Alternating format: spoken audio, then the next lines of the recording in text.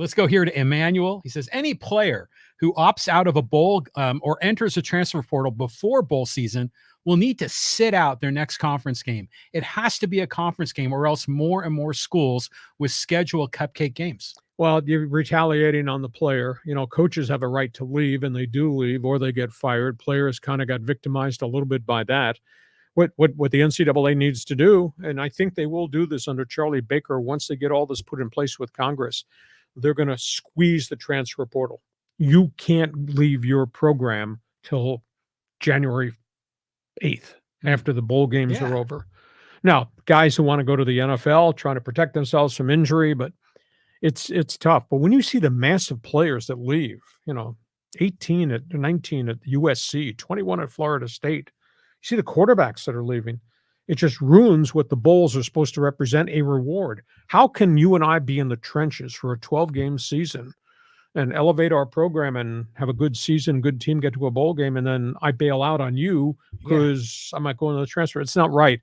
So I think the first thing you'll see, they'll compress when you can do it. Now, they got to convince the players not to bail out on these games, etc. Coaches have to convince the players, but it's a good point. But this will be hard to put in place. It's going to take some time. Do you think Congress would want to micromanage like this aspect of it, of penalizing players that go into the portal? Because I don't know if I want to get Congress involved in this. They'll just turn it into a cluster. The government, right? Yeah.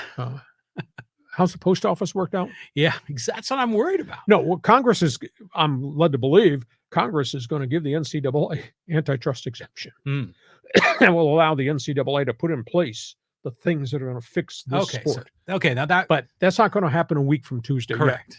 Yet. Okay, next question. Okay, here's a good one here. This is from Iraq. He says, how are you still alive after getting bodied by Woods this morning?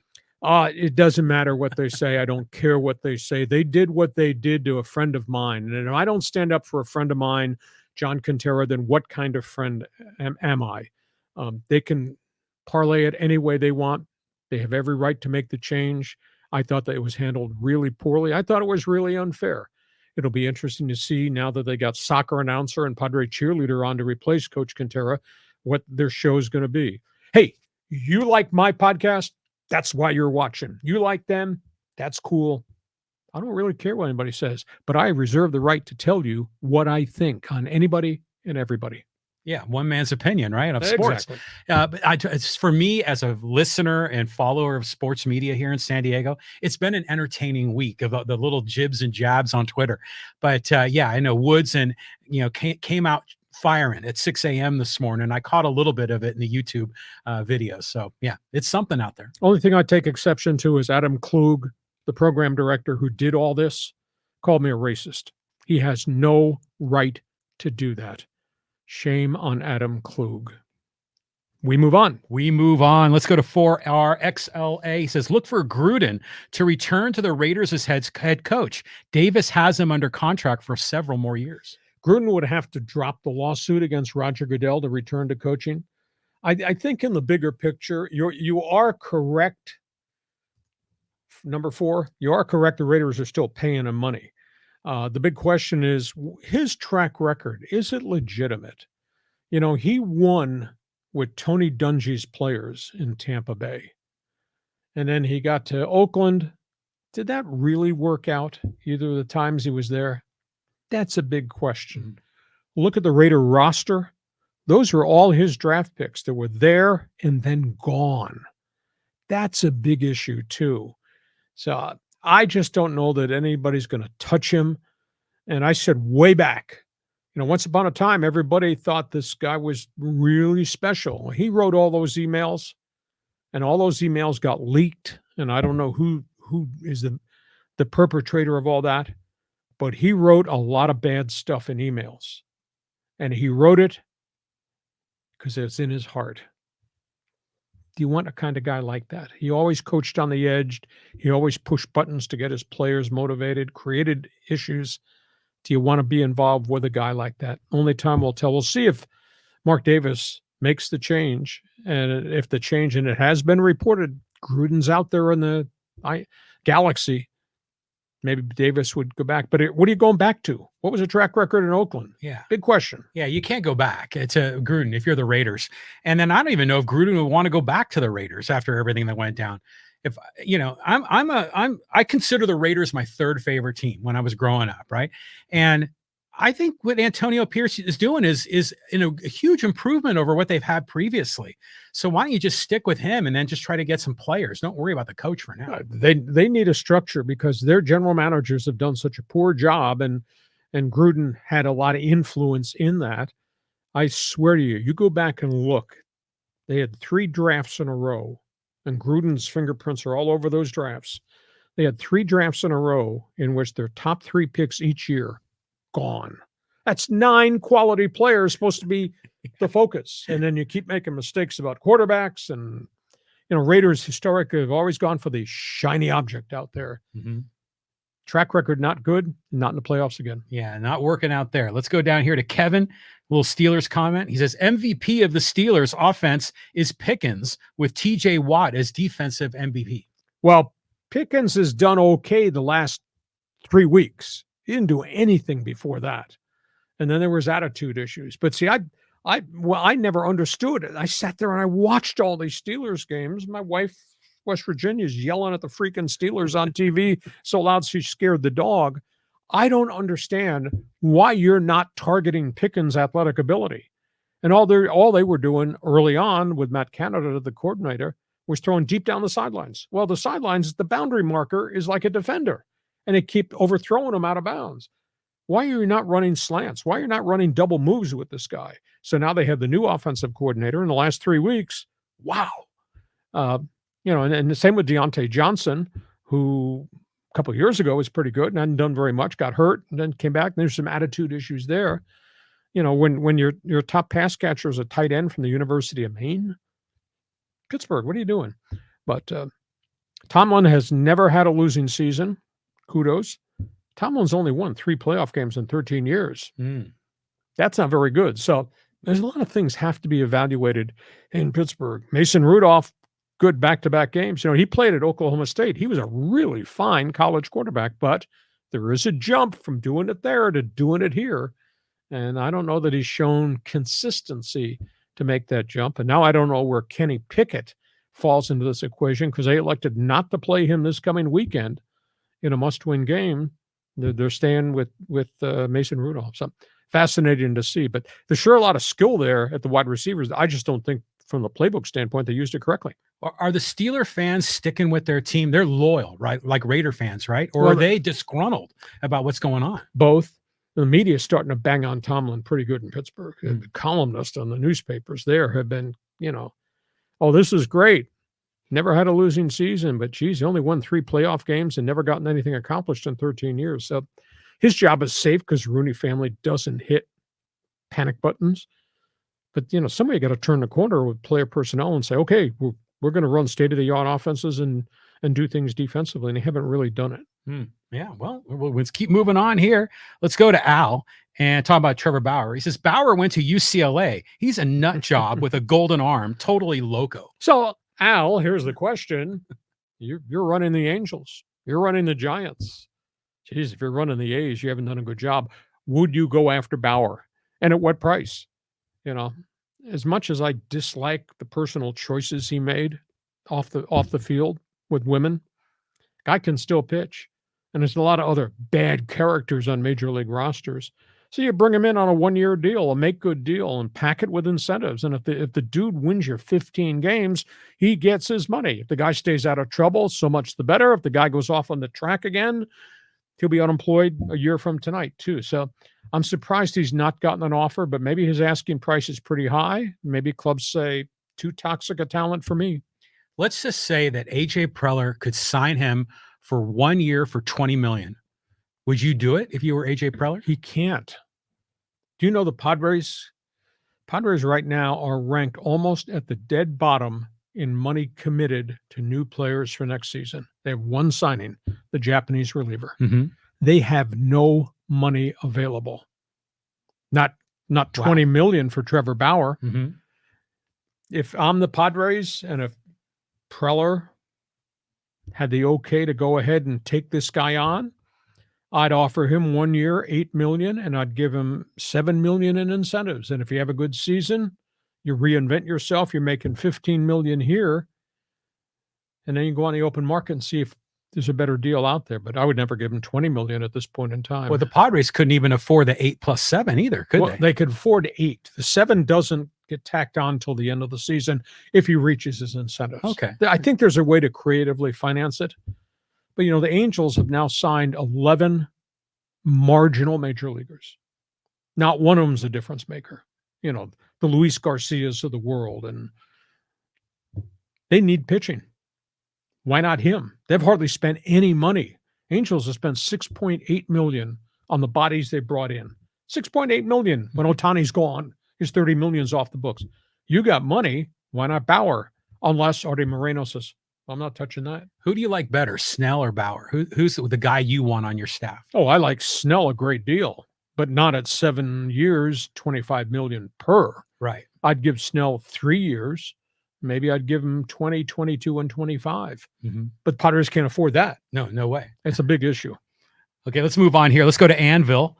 And he says the government should never be involved in college football. Well, if they give him the antitrust exemption, NCAA in Indianapolis would run everything, okay?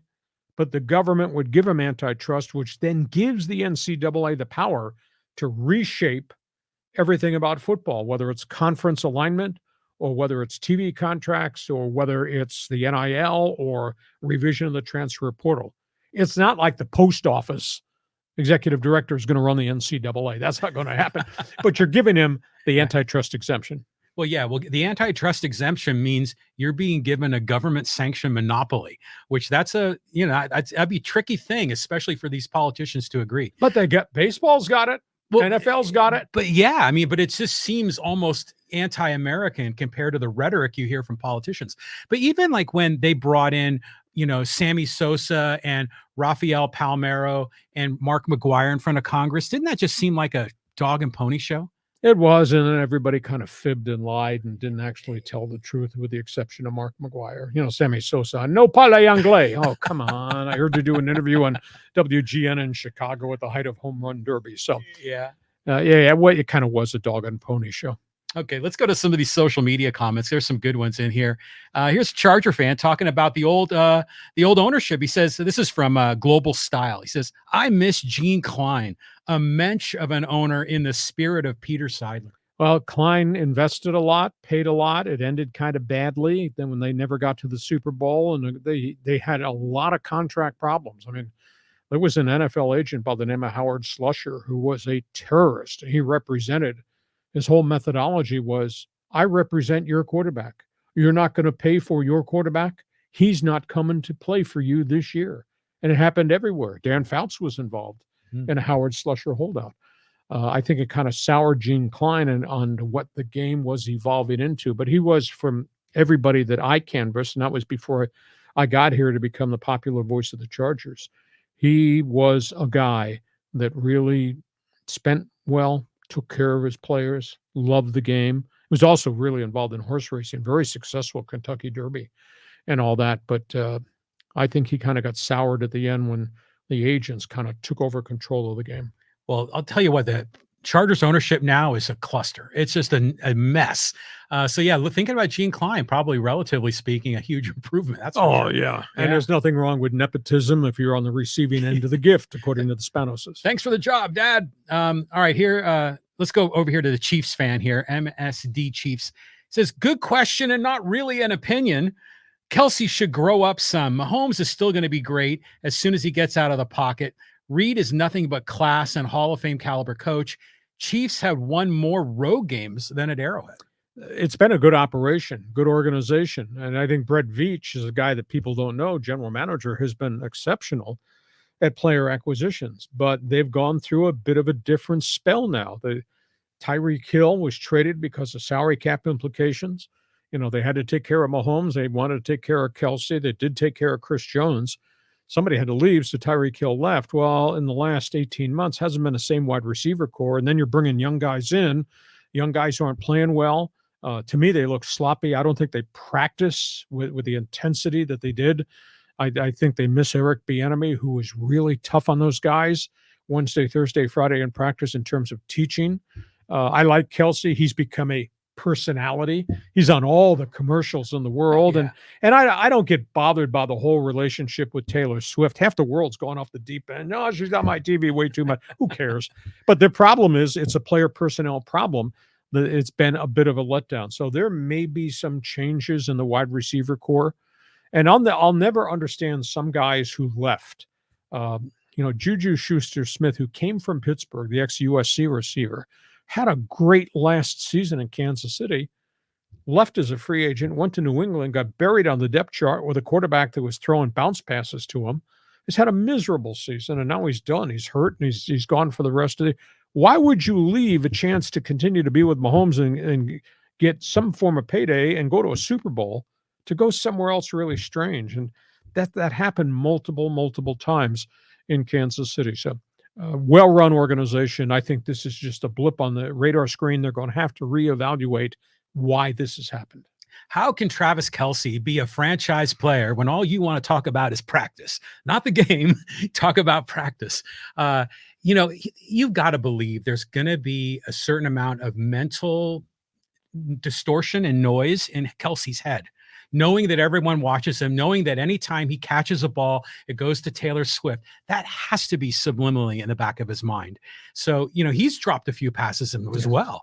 So, this just goes to show you that it's so hard to stay at the top for a long period of time. No, it's not according to me. I concur with you. He's not had the same year. He's a little bit dinged up. There's a lot of miles on those tires now. And he's kind of dropped hints about maybe retiring just because of the injuries and the pain factor. But he's a really good player. But he's put some on the floor, not as many as the receivers have. Yeah. Well, let's go here to another social media comment. This is from Stephen Clark. Again, talking about the coach situation at 97.3. Stephen says, quote, modernizing the lineup. Let's be honest. Craig Elston is an extreme left winger and has inserted his views many times while on the air, supposedly doing sports. Secondly, he's an oddball and brags on the air while supposedly doing sports about his weirdo lifestyle. This is why Ben and Woods want him there. They are the same as him and can't relate to normal people like John and Lee. That's one man's opinion. How about yours? Hey, it's their station. They can put whatever they want. They can run it into the ground. They got a bigger problem. Odyssey, the owner, their shares are selling for 22 cents. They've been delisted on the stock exchange. They are borderline bankrupt. They might be going down. Coach was my longtime friend. He had shtick. I had shtick. We were really successful. We all got taken out in one form or fashion. I just feel bad for him, the way it was done, because when it came to sports, I would punch him up just to see what his take on certain things were. And he and I communicated a whole bunch off the air. I didn't do anything wrong. I reported what had happened, and I got it confirmed what had happened. And then I reported insinuations made by people from within about what other people's role may have played. So you can run and cover up and hide and say bad things about me. I don't really care. End of the day, I thought you treated a really good, loyal soldier really bad. And like I said last week, he's a friend of mine. If you don't stand up for a friend, what kind of friend are you? That's what I feel. Yeah, the whole thing is just interesting. I mean, obviously, there's a challenge there with Coach and the Adam at 97.3, but set that aside. As fans of sports media, sports talk radio, we all develop relationships with these hosts, and whether we're hanging with them like you and I are hanging now, or whether just listen on the radio while you're at work, they become kind of your friends, your boys, and there's certain guys you like more than others. And I think that's why the fans are all coming out and with their takes on this whole thing. But in the end, we're all sports loving people here in San Diego, Southern California. And, we're all part of the same team, yet we love to bicker amongst ourselves. Hey, at the end of the day, if you like what I do, that's great, because I think what I do is really good and really different. If you like somebody else's substance, aka shtick, that's okay too. But don't sit there and call me a racist. And don't sit there and say I don't have a right to have an opinion as to what they've done. After you pour your life into this format like I did into this community, and to have it end the way it did for me, the way it did for the coach, that's really sad. I think it is. Yeah, well, it's just a tough business. Let's keep going though. We got one more here from a USC fan talking about Miller Moss or Moss Miller, or is it Miller Moss? I get those Miller confused. Moss. Miller Moss. He says Miller transferred to Mater Dei for his senior year. He went there to replace Bryce Young. Season was moved to the spring due to COVID. Just another validation of Miller time. He's a pretty good player. Now, he's a student of the game. I was awed at his ability to throw bombs deep and be accurate the way he did. Deserves the chance to be the guy at USC I think he's got 2 more years of eligibility left. So, and it's weird, if Caleb Williams had gotten hurt early in the season, having to run for his life all the time, maybe Miller time would have been a starter at USC. Maybe it would have been a little bit of a different season, but Lincoln Riley gets players. He knows offense. So it'd be fascinating to see as they come out of this, go to spring football, where Miller time fits in terms of quarterback and what the next quarterback coming in the front door is going to be. Remember, they lost the quarterback of the future, Malachi Nelson, who just opted out a week ago, and he went into the transfer portal, and that was supposed to be the heir apparent to Caleb Williams. So we'll keep an eye on that. But Lincoln Riley is a bright light, and he knows how to use the transfer portal successfully. And I'll be fascinated to see how many more quarterbacks show up at Heritage Hall. Has there ever been a case like this where a player that hadn't played all year comes off the bench and throws 6 touchdown passes and 1,000,000 yards? I mean, I've never even heard of that in the NFL, except maybe Frank Reich when he was with the Bills. Yeah. Not modern day football that I know of. I mean, Moss set bowl records, set the USC record, first time in, 6 TDs, 1 game. There've been a lot of really fine quarterbacks at Southern Cal. None of the ones I know, from Pat Hayden to my friend Paul McDonald, none of those guys ever did that. So that was pretty impressive. Yeah, it was unbelievable. Hey, we've got a Padre question here. And this is from CJV. He says, no one thought Lugo or Waka had much left last year, but they were steady. AJ will find some arms. I think so. And John and I have preached patience in terms of what Preller's trying to do. But there are limitations now because they have imposed the fact this payroll is now, we're told, is going to go sub 200 million. And the fact is all that money is already committed. Most of that money is committed. I don't think AJ's got a lot of money left. And there's an awful lot of pitchers that come off the board. I still think there's something going on in Japan. I mean, there are 2 more pitchers that are out there in Japan. I know those guys scouted them and they went there. I still think that maybe there's another Japanese pitcher coming here. But in terms of what's left here, can you trade for somebody? Well, you trade for somebody, then somebody's going to want one of your top players at AA. I don't think I would do that. Maybe their inside information is that these other pitchers who came in the Yankee Soto deal are going to be difference makers and will push themselves into the rotation.